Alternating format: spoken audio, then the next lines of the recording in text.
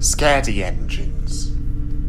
Written by TheJollyMariner. Read and adapted for audio by TARDIS9. Dear friends, although Sodor and its engines are very much real, they are no stranger to surreal events.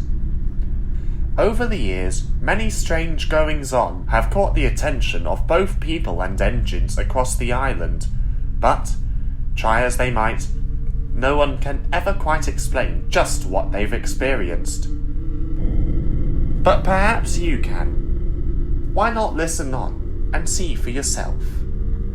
The author.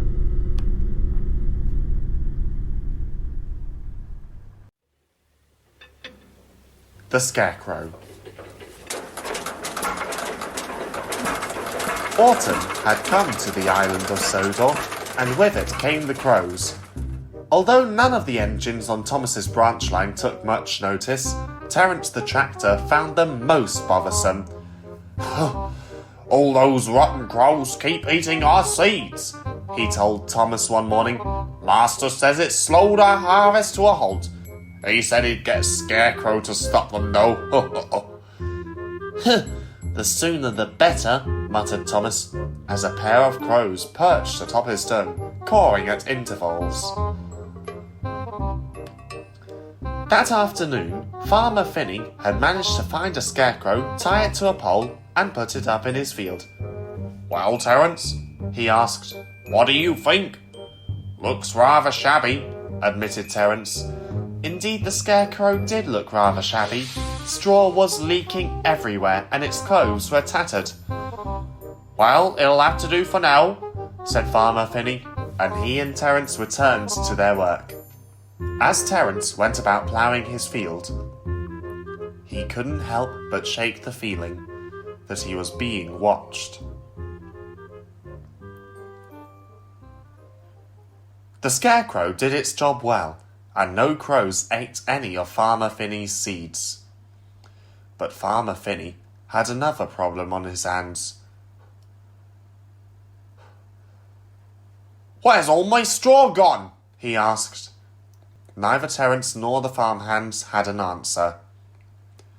Then one of the farmhands pointed to the field. "Look," he said. "Doesn't the scarecrow look bigger to you?"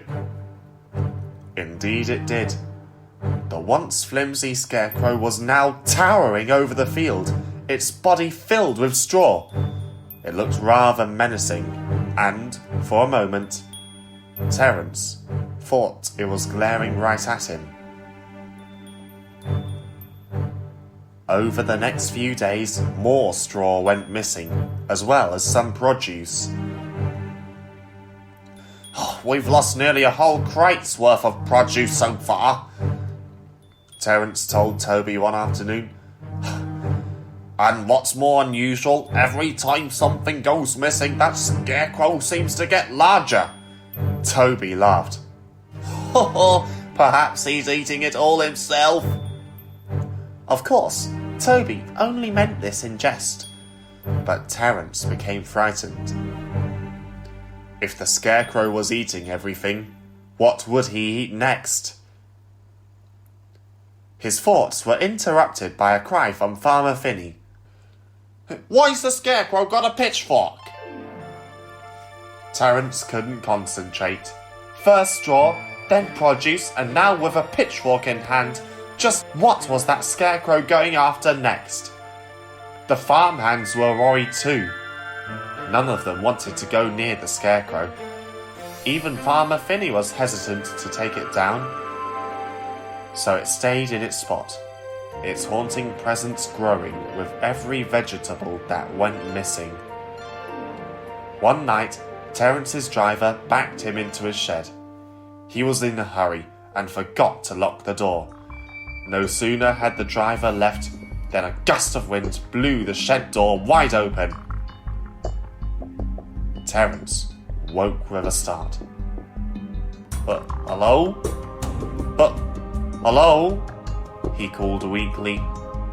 He looked around, but no one was there. The howling wind made everything much more unsettling than usual, and Terence was beginning to feel very nervous.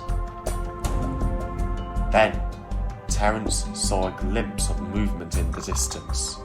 When he looked over, he went pale. The Scarecrow was no longer on its post. It was on its feet, walking about the field, pitchfork in hand. Terence wanted to call for help, but his throat went dry and he couldn't speak. Suddenly, the Scarecrow turned to face Terence and began hobbling over towards him. Terence went cold. He wanted to race away, but he couldn't without his driver. The wind grew louder and the Scarecrow came closer. Every footstep sent echoes around the farm. He began to raise his pitchfork, laughing in a most maniacal fashion. Terence shut his eyes and waited for the end. "What are you kids doing with my Scarecrow?" Terence opened his eyes. The Scarecrow had fallen to the ground, and there was Farmer Finney, pointing his flashlight on a pair of schoolboys. The next day, the schoolboys were apprehended by the police. "It seems those boys were the ones who stole all your goods," explained the chief. "They stuffed the straw in the Scarecrow as a distraction and then made off with the produce." "And then gave it that pitchfork and made it walk around the field," finished Terence. "Well," said Farmer Finney, who had just finished remounting the Scarecrow. "Let's just hope the crows are the only ones who'll be scared now." Everyone laughed, even the Scarecrow.